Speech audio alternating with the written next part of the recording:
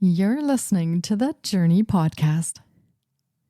Can we find purpose, meaning, and balance in today's fast-paced world?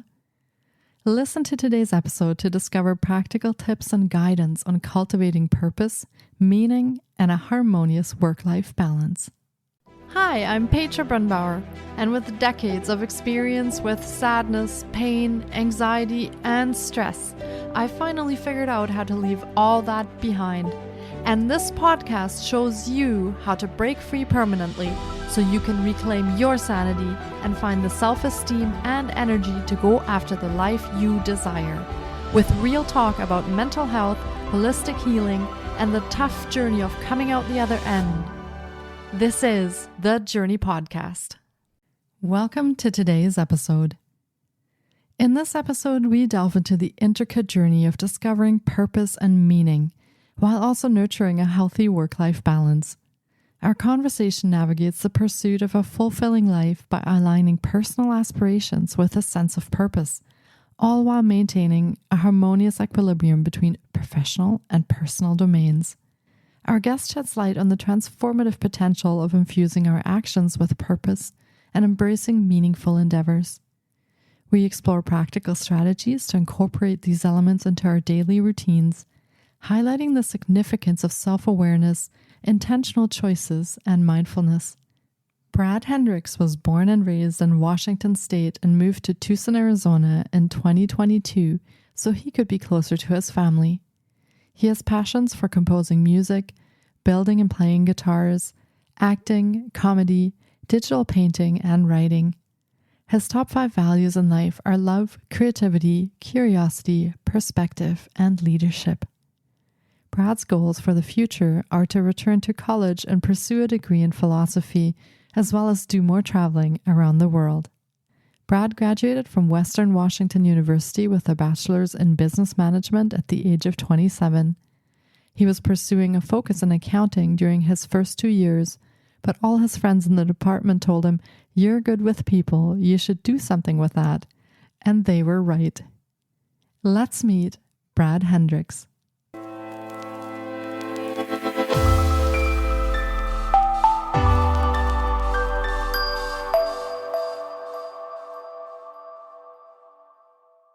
Hi, Brad. It's so great to have you on the podcast today. I've been looking forward to getting to chat with you because finding purpose, meaning, and a healthy work-life balance is such a great topic for today's episode, and it's so relevant in today's time. Welcome to the podcast. Thank you very much. I'm glad to be here. Yeah, it's my pleasure. And for starters, do you want to tell us a little bit about yourself and your own story and how you came to do what you do? Yeah, gladly. So I was born and raised in Washington State in the United States. I've spent most of my life there. I've only recently moved down to Tucson, Arizona as of last year so that I could be closer to family. Mom and dad moved down separately long time ago, and it's just nicer to be a bit more accessible to them, especially as they get older, so I can spend more time with them. My own personal story, I've had many different jobs. I've started in the food industry when I was very young. I've worked my way through that into call centers, into insurance agencies, manufacturing, and multiple different types of jobs. Part of the reason I ended up where I am right now is because I never really felt a sense of purpose or meaning in any of those positions. They were usually just jobs that paid the bills. And so it was very much a situation of kind of trying to find the right fit, not being successful in finding it. When I went to college to focus on a degree in business management, during that time, I was actually starting in accounting. And all of my friends, when I went into the 4-year college, said, you're really good with people. Maybe sitting behind a desk and doing the numbers all day, not for you. So it was at that time that actually my mother was the one who said, you could always look into doing life coaching. That's a new industry that's becoming very popular. People need somebody in their life to help find their own purpose and meaning, find their own direction. And you've always been good at talking to people and listening and providing interesting questions and insights. And I think it was the right suggestion at the wrong moment. It was something that really aligned, but I just didn't feel I had the right experience in my life. Well, flash forward 5 years and a couple different jobs later of just really getting burnt out, not really finding any direction. And I started going to a friend's house who was holding sessions where he did musical venues. And so I was the opener for his music venues. And I met an entrepreneur there who asked me if I wanted to talk to him more in detail about his job and how I might be able to help him. When we had our first sit down and he started to get to know me, know about my background and my business experience, he said, "Why don't you start your own business?" And it was one of those aha moments of why don't I start my own business? I've got the education. I could totally sit down and figure something out. And at first, I was looking at how I could use consulting with his company. But the more I looked into it, the more I researched into life coaching and started following the path, going down the rabbit hole, so to speak, the more it aligned, the more it really started to connect and stick out. And I think, when you find that path in life that really starts to speak with you, things just kind of fall into place much more naturally. There's less obstacles that get in the way, and you just find this direction that really flows. And so I've been doing this for just over 2 months. I've had roughly 10 clients so far, all from different backgrounds and areas, mostly people looking to change careers or that have a business that is growing, and quite a few of them that work in the mental health industry. So I'm getting a lot of good connections, good exposure, and getting to discuss some very important issues in the mental health world. Yeah, thank you so much for sharing your story with us. And that sounds like a wonderful path that you have gone down. And I'm a little bit curious because you touched on purpose and meaning there a few times. So, why do you think that people struggle so much with finding their purpose and their meaning, be that in their personal life or even in their work? Well, let's tear it apart in two sections: life and work. So, obviously, we need to have a good, healthy work life balance, and purpose and meaning is something that tends to elude us. And part of the reason for that is because a lot of people don't even know what their purpose or meaning is. They haven't sat down to actively think about it and actively look at it or try to define it. I suppose the best place to start is with the difference between them, because sometimes they can be almost interchangeable. So, purpose is much more aligned with the reasons we do things and the values that connect with them, kind of a direction that we choose in life. It's much more of a something that we end up realizing or discovering within ourselves, whereas meaning is much more the actions and tasks that we do, which bring us a certain sense of significance in our life, and is often something that we create or find along the road. So there's questions we need to ask as we're going down this process of finding purpose and meaning. I'll rattle off a couple as we go. For example, how do we define happiness? What does it look like for us? What does it smell like, taste like, feel like? What is happiness to us? Because for every person, happiness is individual. It's an individual search, it's an individual discovering. Does achieving goals in your life bring happiness? For many of us, we have these big, lofty goals, these ideas of where we see ourselves in the future. Are we achieving these goals? Are we actively going towards these goals? Are we ignoring our instincts? Is there something within us that is saying, hey, it would be beneficial if we went down a different path? We're ignoring something important in our life, and the gut screams out and says, hey, there needs to be a change. This either is or isn't working for us. And the instincts are very important to pay attention to because they help us stay true to the things that we really, really value in our lives. Sadly, one of the biggest obstacles to purpose and meaning is depression. It often gets in the way of what we're doing. Depression, as many people know, comes from many different sources. It can be from work, it can be from your personal life, it can be from family situations. And it can definitely be something that makes achieving any kind of purpose and meaning difficult, but not insurmountable. One of the ways that we can help to find this purpose and meaning in our life is by making a list of our own personal strengths, our most important values, the morals that we hold for ourselves, and the beliefs that we find to be most important. This can help us really kind of target in and discover what's driving us. What is it that makes us so passionate and pushes us towards what we truly want and need? Same time, we have to ask ourselves, what is it that is satisfying?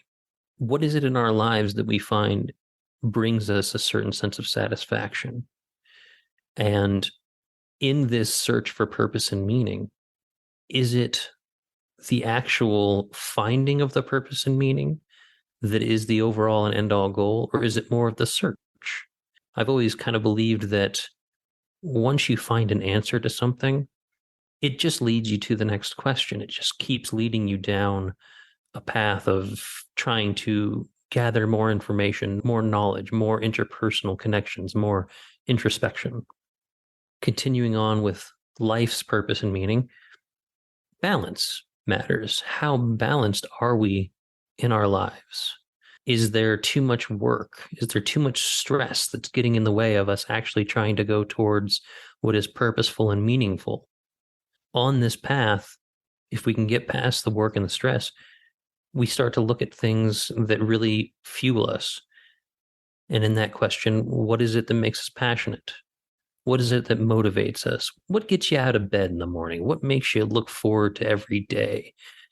Is it something you do as a job, or is it something you get to do with your friends, family as a hobby when you get home from work? For some people, maybe purpose is always being busy, never really having time to sit down, and they always have to be doing something, and that provides them a sense of purpose. But for others, maybe being okay with having that downtime, the time to relax, can be a purposeful event. Another thing to consider when you're talking about purpose and meaning in a life, does having your own legacy, having a story that exists after you're gone or even during your time of living, is that important to you? Do you worry or care, or do you consider the story that you leave behind and what others will be saying about you? There can be purpose in that. In many different situations, purpose can be found just by doing things rather than actually looking. Maybe the reason purpose and meaning in our lives is eluding us is because we're too busy looking around trying to find the right path when we should actually be putting our feet onto a path, testing some things out, seeing what fits and what doesn't, and moving forward from there. Yeah, those are some great points. Yeah. If there's one last thing as far as life stuff, the word should. What's your feeling on the word should? My personal feelings on the word should. Yeah. Should is one of those things that can make you leave that path that you're talking about. Because if you are worrying a lot about what you should be doing, you're not actually asking yourself what you want to be doing or what you need to be doing. So for me, the should is sort of a double-edged sword. Sometimes, the should is obviously, you probably shouldn't commit any criminal acts. You shouldn't steal cars. You shouldn't kill other people. Those are good shoulds. But when it comes to your personal life and even your work, I find that should is very limiting. It kind of imposes some limits from other people into your own life that you might want to look at closely and re-examine and just make sure that you actually agree with them and that they come from you. So this should kind of brings up mixed emotions for myself a little bit in those ways. Yeah, and that's totally understandable. I find the more that I've talked about should, it's kind of a not so good of a word because most of the connotations behind it, most of the real meaning behind it, it seems to be almost a word of expectation and a word that can be sometimes surrounded with guilt. I should be going and buying groceries. And if you don't do it, it's like, oh, I didn't do something I should have done.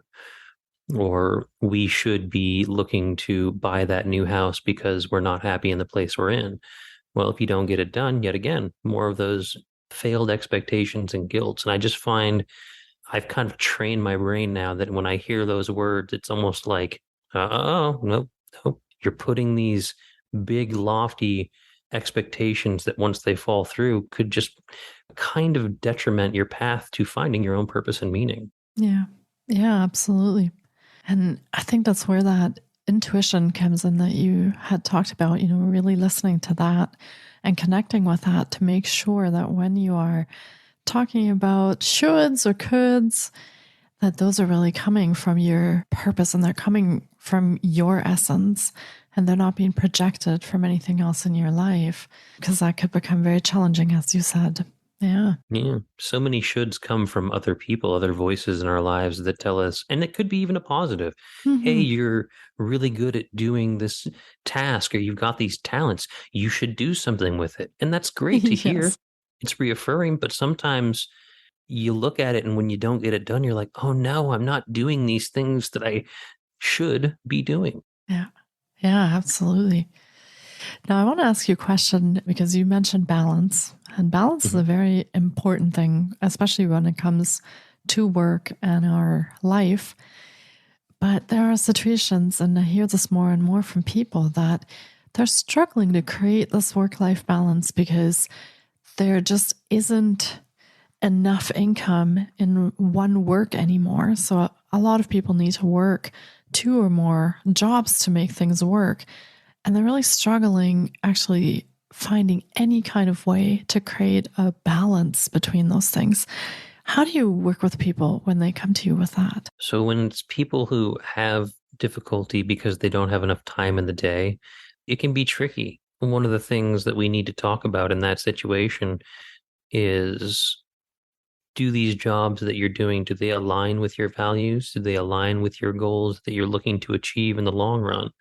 Or are we doing these jobs solely for the fact that we need the income, or that we're in a position where life has become so difficult that it's the only option for us? And even in these situations, maybe because we're already deep in the bushes, deep down in the mire of it, we don't really see any other options. We feel stuck. We feel like there is no way to get out of it. And that's one of the benefits of having anybody with an outside perspective. They can listen to what you're going through, talk about what you're going through, and give you different kinds of mindsets on things. I remember going to a resume writing class in college, and one of the women in there said, I've been a stay-at-home mother pretty much my entire life. I don't have any skills that I can put on my resume. And without flinching, the leader of the seminar said, whoa, whoa, whoa, hang on. I think you've got more skills than you realize. How about conflict management? How about time management?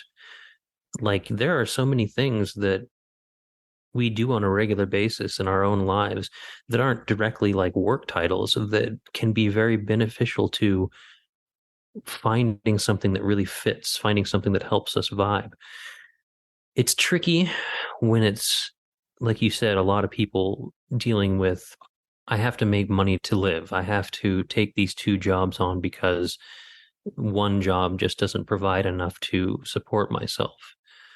In those situations, one of the best things we can do is start to really get creative in our thinking, think outside the box.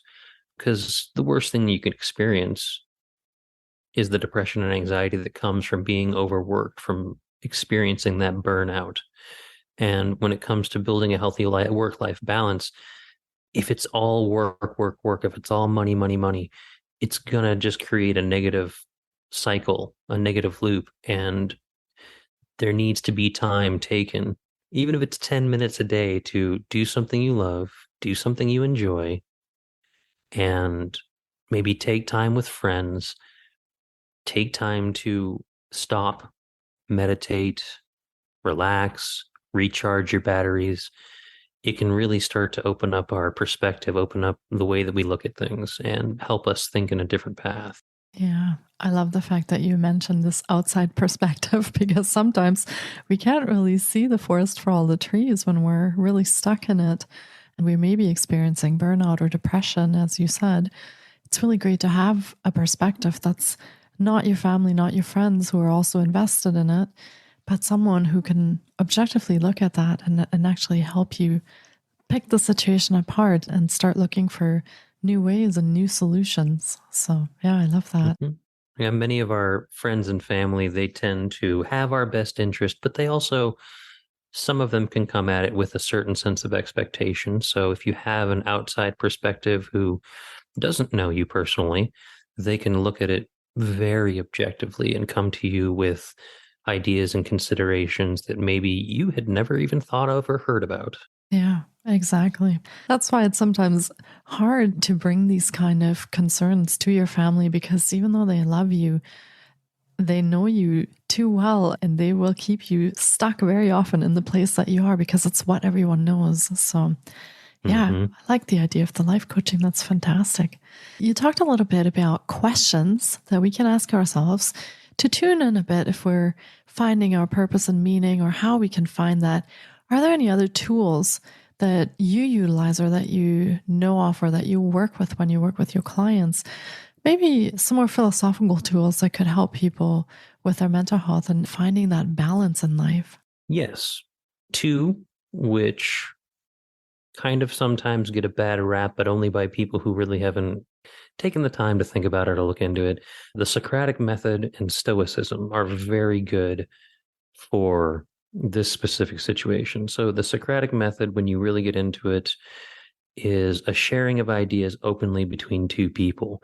The main goal of it is to ask probing questions, sometimes uncomfortable, that can challenge thoughts on both sides. And that's one of the biggest and most important parts of the Socratic method is making sure that when you're conversing with someone, both of you are actually open and willing to hear new ideas and change. You can't come at it with the idea of, I'm going to lead this person down a specific path of questions so that they end up coming to a conclusion that I want for them. That's not true questioning. That's not true listening. That's not active listening. And a good back and forth dialogue using Socratic method is also providing your own experiences, insights, and maybe ideas on somebody poses you a question that can be tough and you go, oh, wow, okay. Where have I experienced that? And what does it mean to me? And I think you just made me think in a different direction. Let me describe what that new thinking is. And then it leads to a more open discussion. As far as Stoicism, also kind of gets a bad rap. Even myself, before I really looked into it, I thought, well, Stoics are just kind of unfeeling, uncaring, and emotionless. They really don't seem to have a lot of involvement in certain situations. And the more I looked into it, I was like, wow, that is completely not true. The reason that comes across that way, I think, is because of the way they tend to view things. It's more when you look at taking action in life, it's not saying I need to take control of every situation. It's more looking at, well, which situations do I actually have control and effect over? If there's a solution that's supposed to be made between two people, you only have your side of the solution that you can work through. You can't control somebody else to change themselves or come to a decision or come to anything. They have to actively choose that. So by focusing on your own stance, your own changing points, it can take a lot of that stress out of your life because you're constantly worried about what other people are doing. Focus on what you can change. Prepare for yourself every day. And what that means is reflect on things, reflect on situations. Take the time to either write something out at the beginning or the end of the day to journal things, or just take 10 minutes, that those 10 minutes out of every day, and think about things. Think about how your day went. Stare your fears in the face. If there's something you're scared of, look it dead in the eyes.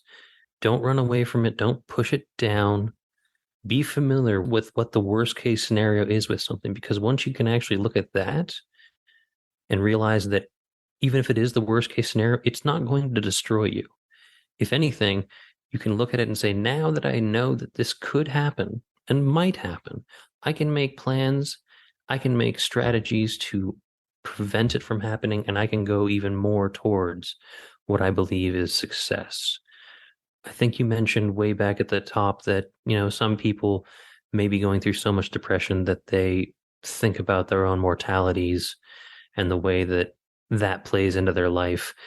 We all know that we're going to die at some point. Not the happiest topic, but knowing that can help us reevaluate every day that we're alive. Because if we know that at some point it's going to end, why not make every day a bit more purposeful, meaningful, and mattering to ourselves and to others? And these are just a few. This is just touching on the brink of how Stoicism can really help people in their daily lives, in their personal and their work lives. Mm-hmm. Yeah, it's very interesting what you describe. I think those would be great tools for people to incorporate into their lives and start using. So thank you so much for sharing those. Now, I'm going to put you on the spot and I'm going to ask you, what makes your coaching process unique? What sets you apart from other life coaches? You want to talk a little bit about that? Sure. I love talking to people one-on-one. It's much more interesting. It's much more fulfilling to really get to know somebody on an interpersonal level. I find that conversations with groups can be very distracting, not just from the outside noise, but because of the cross banter. When you have a one-on-one conversation with somebody, you can really get to know them and build a relationship. Many of these people, in fact, I think all of the people I've been working with right now, they become friends. We have a back and forth that feels more than just a business relationship. It feels really like I'm just kind of checking up with somebody for an hour or two. We chat about things. We focus on goals. We talk about aspects that need to get done. We talk about, hey, what's been going on in your week that has worked really well? Have you taken time to acknowledge that you did really well? Are there issues and problems going on? And what can we do to work around these things? I really love that my success is wrapped in their success. The more that they grow as people, the more it benefits me as far as my career. But really, it just makes me feel good to see other people growing and thriving and going towards their goals. It's kind of like while I was looking for what brings me purpose and meaning, I discovered that my own purpose and meaning is helping other people find their purpose and meaning, which I thought was kind of a beautiful thing. I've got a lot of respect for everybody I work with. I love actively listening and then asking these clarifying questions so we can really get to the core of what they're looking to do. And overall, I think the biggest thing that makes me different is the sense of humor. I tend to try and be a bit of a jokester in and of myself and try to help people laugh because life is too serious. Life in and of itself in every aspect is very serious. We got to remember to take time to have a laugh, to relax. And I mean, laughter helps you deal with depression, anxiety, stress. It alleviates the mind. It helps you connect with people because you both realize, oh, we share something in common that we can giggle about. And all these things that make me up in my coaching process is really what makes it unique. There's never going to be another process like it because, to the best of my knowledge, I've never been cloned. So there are no other Brads in the world. I like that. That's a very good point. So, do you want to talk about some of the programs and services that you offer so that listeners can get a feel of how they could connect with you or how they could work with you in their journey?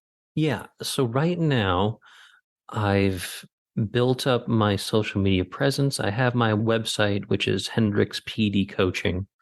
That is the place where you can go out and check out my information. It details exactly what my coaching process looks like, tells you a little bit more about me. There's some testimonials on there.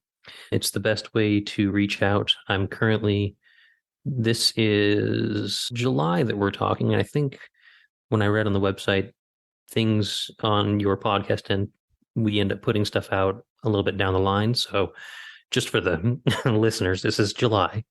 And currently I am putting in a booking site a payment portal. That way people can contact me via the phone, email, Zoom calls, and then we can set up a time to have our consultation, figure out if what needs to get done and the best way to move forward. I've got right now 3 different levels of coaching: a beginner, intermediate, and advanced section, which each one offers a different amount of resources. The beginner one is much more about the one-on-one consultation, a deep dive into a research topic that is important to them in their growth.